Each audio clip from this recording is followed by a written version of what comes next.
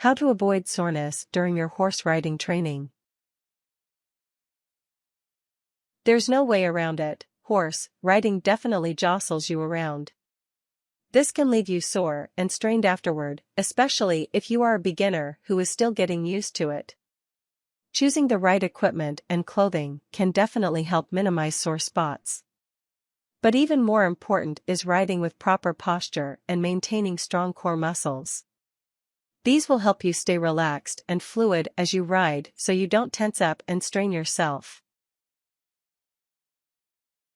Method 1: Gearing up. 1. Use light reins. Expect your hands to grow numb or sore from having to hold the reins over the course of long rides. If possible, avoid using a thick rein made of rope. Instead, use a thinner rein made of leather, which is usually lighter and less taxing in the long run. Also, wear gloves to prevent blisters. 2. Sit on a seat saver. Soften the blows that your butt has to endure from sitting on a hard saddle. Cover the saddle with a seat saver whose cushioning absorbs most of the shock before it reaches your rear. Store your seat saver somewhere warm and dry after your ride. Keep in mind that some seat savers material, especially foam, may act like a sponge if it gets wet. This means it will become just as hard as your saddle if temperatures dip below freezing. 3. Adjust your stirrups length. If your knees feel strained as you ride, play with the length to find one that helps alleviate the pain. Length is a matter of personal preference, so don't feel obligated to copy a more experienced rider if their preferred length causes you pain. As you shorten and lengthen your stirrups, remember, you want to find a leg position that allows your legs to comfortably exert enough force into the stirrups to raise your butt a little. This prevents you from sitting with all of your body weight on the saddle, which will make your butt sore. 4. Use a saddle whose stirrups swing freely. Whenever you go downhill, let your feet follow gravity. Straighten your legs in a forward direction as you descend. Do this to lessen the amount of pressure that your knees have to bear. Only use loose stirrups to straighten your legs forward. Sticking them out to your sides as if you were doing a split causes your muscles to tense up all over. 5. Wear the right boots. Make sure they are tall enough to cover your ankles, which will keep them supported as you ride. Opt for a heel between 1 and 1.5 inches to prevent your feet from spilling out of the stirrups. At the same time, avoid boots with heavy treads, which may cause your feet to become stuck in the stirrups, preventing a quick dismount in an emergency. Do not wear the following: waffle treads, thick treads, hiking boots, winter boots, sneakers, sandals and flip-flops. 6. Choose flexible clothing. For upstairs, stick to sweatshirts and T-shirts so your arms and upper torso aren't restricted. In colder weather, opt for layers topped with a vest to keep your arms mobile. Downstairs, favor tights, jeans, and sweatpants. Be sure that they are flexible enough to allow your legs to move freely. Although you want your clothes to allow you freedom of movement, they should still be form-fitting or close to it. Loose clothing may become caught on your equipment or surroundings, which can lead to injury. Don't wear pants that easily become twisted or bunched up as you move in them. Method 2: Maintaining good posture. 1. Ride as though you're standing up, not sitting. Imagine that the horse suddenly winks out of existence from underneath you.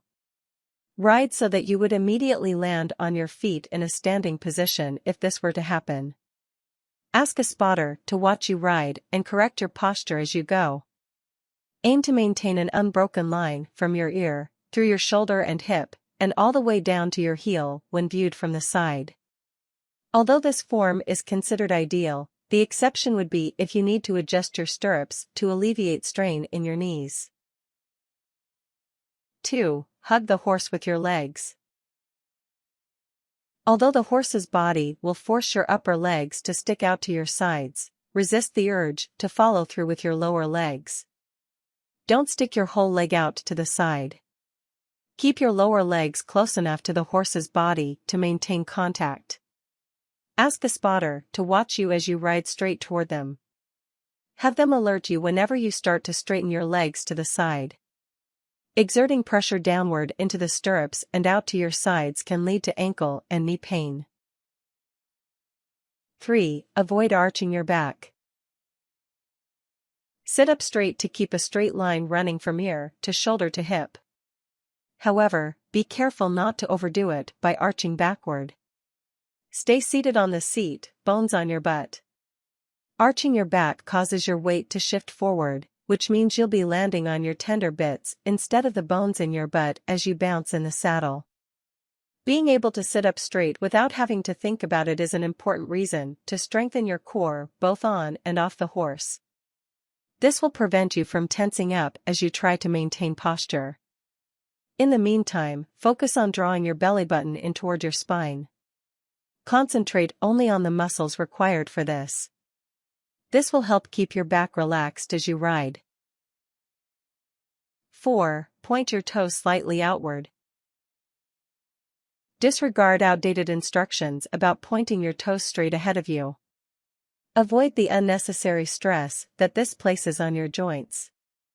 Instead, angle your feet so that each is pointing away from the horse by just a smidge. As you do, keep the balls of your feet in the stirrup. Stop when the weight of each foot feels evenly distributed across the entire stirrup. This may be referred to as pronating by instructors. Method 3. Strengthening your core. 1. Tuck, twist, turn. To start, stand up with your feet placed under your hips. Curl your fingers into loose fists with your thumbs sticking out.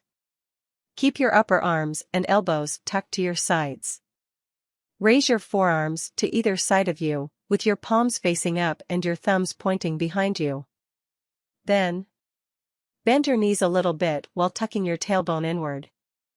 Keeping your feet in place, turn your upper torso to one side, twisting from your waist.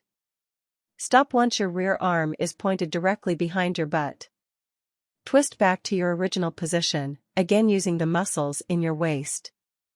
Perform the same movements on your other side for 1 rep. 2. Balance your core. To begin, stand with your feet placed a hand's length apart.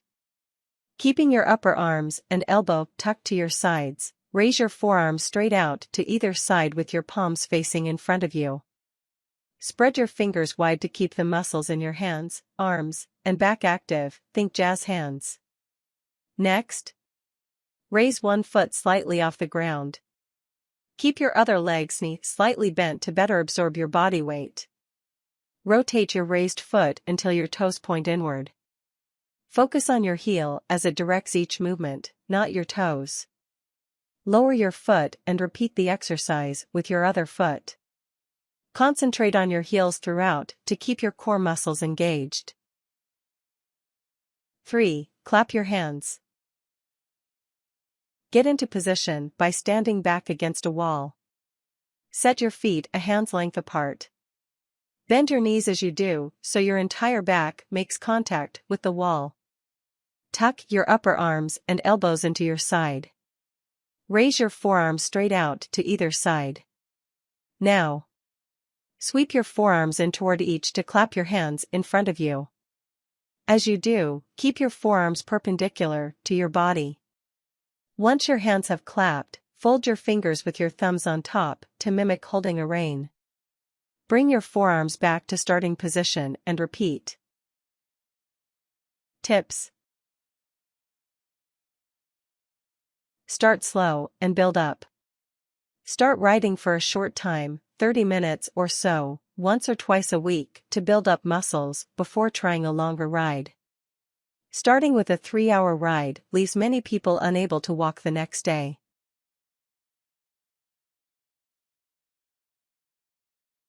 Warnings.